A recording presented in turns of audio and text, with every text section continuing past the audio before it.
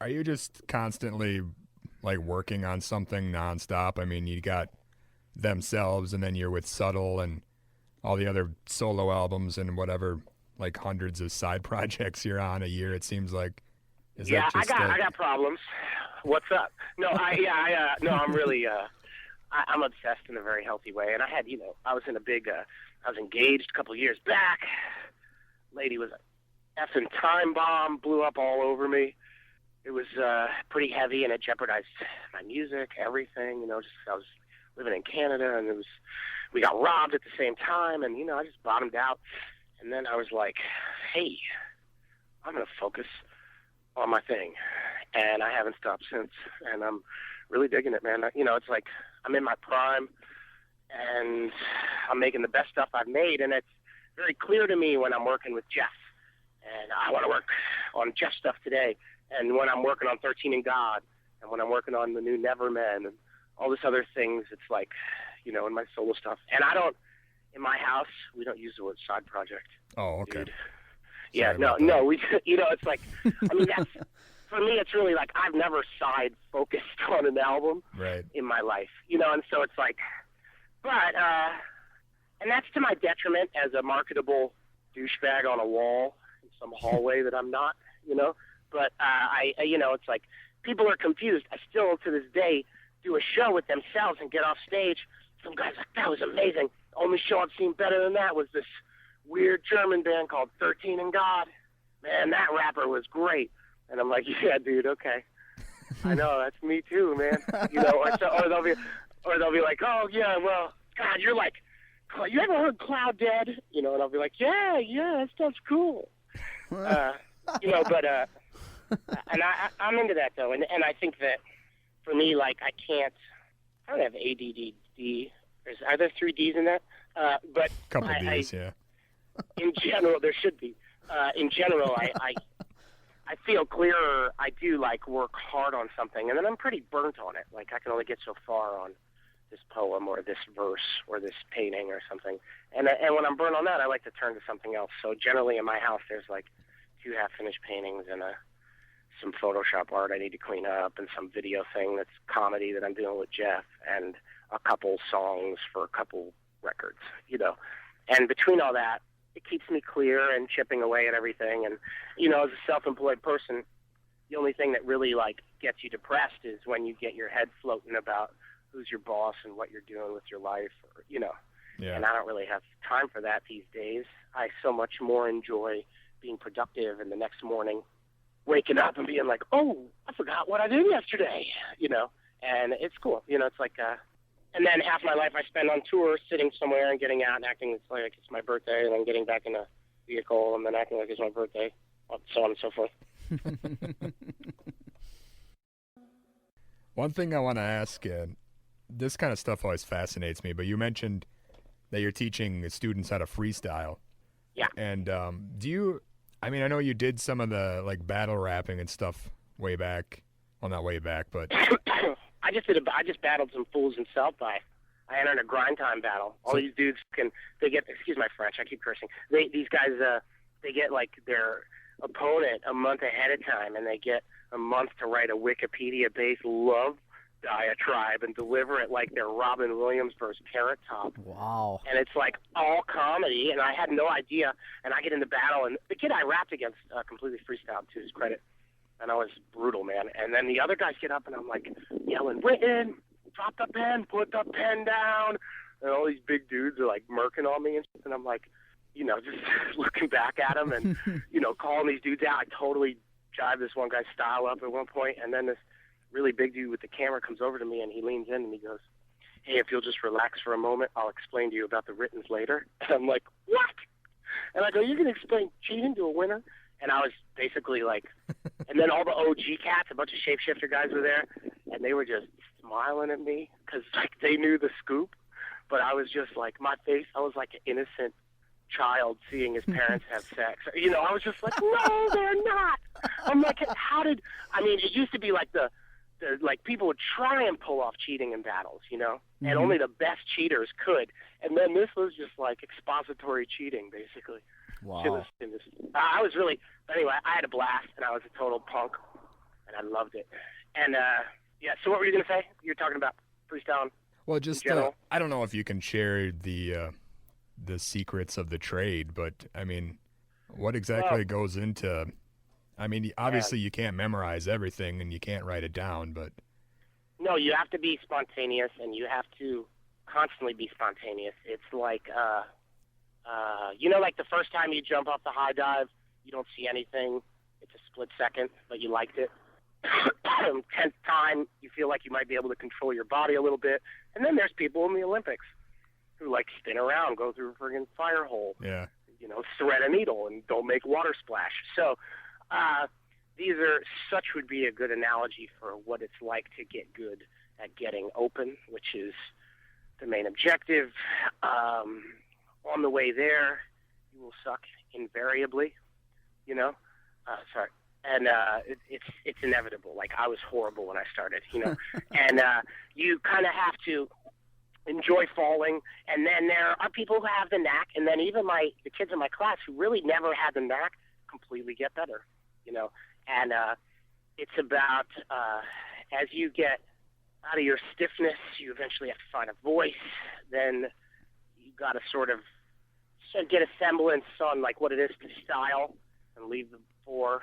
And then you can add a little melody and tonality. And from there, really, you're either exploring your own turf or, like, you're taking too many lessons already, And then the last kind of crowning thing is, like, someone pointing out or you realizing what your crutches are and gradually whittling them down from whole phrases like, when I'm on the mic, right, to or blast you with my shoulder missile, to, like, just now, like, my last few have been start. What was the other one that I kept doing? Off, which is pretty good. That's a 3-letter word. I'm getting down to a science here.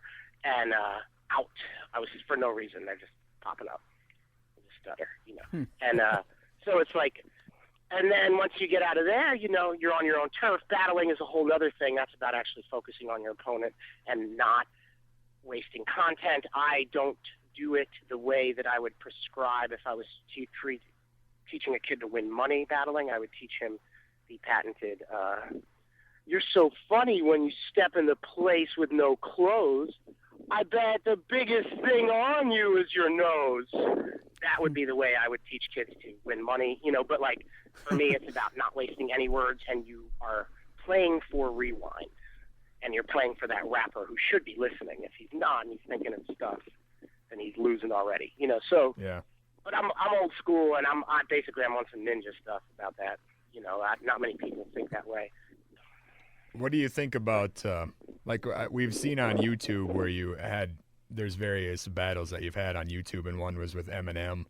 What do you think about the fact that like he has his own film out about freestyling, and then that movie I never could watch. I still haven't watched it to this day. I started watching it. I mean, I was like, dude, this is me, not you, weirdo. Mr. Hire when he came to Squivel Jam, he was rolling with normal white dudes. It's just like this whole like racializing of the triumph of being dope when everyone sucked in the 90s. Come on. That was what I couldn't handle, Also the fact that he was cheating and jabbing Britons the whole time made him not the caliber of the cat that I was. The people I called down, like Micah and, like Peace and the guys that are just killers, eaters of men, that guy's not one of them, Yeah. So that's the bottom line. They had a whole nother record, and then, of course, he gets this movie based on that where he's like the stone that you pull Excalibur out of. He's so true to it, and it's just like, whatever, and I like, so, and then he's like, I guess, hey, man, if that exponentially increased ciphers, more power to it. Around the world, I'm all for it. I hate to sound like an old man, but in reality, that's the way it should be, If there's like kids in Poland now who cipher because of friggin' 8 Mile with a wool hat on, whatever, I'm down. So I would think it's safe to say that you're not real impressed with the hip-hop scene today, as far as like the the radio played stuff. I keep my ears open. I mean, for stuff, you know. I mean, I hear what the kids. My kids listen to the Drake Man and the Lil Wayneson. You know, they got their swag. Lil Wayne kills that first freestyle, and then that second freestyle, and the second tapers, and they start throwing auto tune on it. But Drake's pretty consistent. You know, it's what it is. I heard that Peter Guns' son is nasty, and I heard Little Saphir the other day. I heard Little Eazy-E. I'm into the littles. So, I don't know, you know, I'm down. Impress me. I'm with it. Mr. Fab is actually dope. I hear he's a nasty freestyler, too, which surprised me. Yeah. Have you ever worked with Bus Driver? I'm a big fan of his. Yes, I love Reagan, man. I mean, he's like, bottom line, dude, when I see him play, I'm at a festival in Europe, and he's chopping like that. I'm like, oh, God. You know, it's like all I feel is, like, grateful that there's someone else. I feel like, two ninja, one room, you know. And it's like I'm so proud that people are seeing that it's not this lost thing. And then he does it so well. He's never shaking it, breaking it, making it. It's inspiring. So basically my favorite rapper on the live. You guys should put down. you I go like do Rich something live, together. too. I would love to, man. I would love to do an All Chops album. And I love Buck 65 live, too. He's Yeah. completely the opposite spectrum of, you know, raps per minute. But he's just got it, and it's rap, and it's candor, and it's like, that's what I'm talking about. That's an evolved version of the stuff I used to pay for when I was 15, you know. Right. Speaking of that, like, who would you say were your big influences?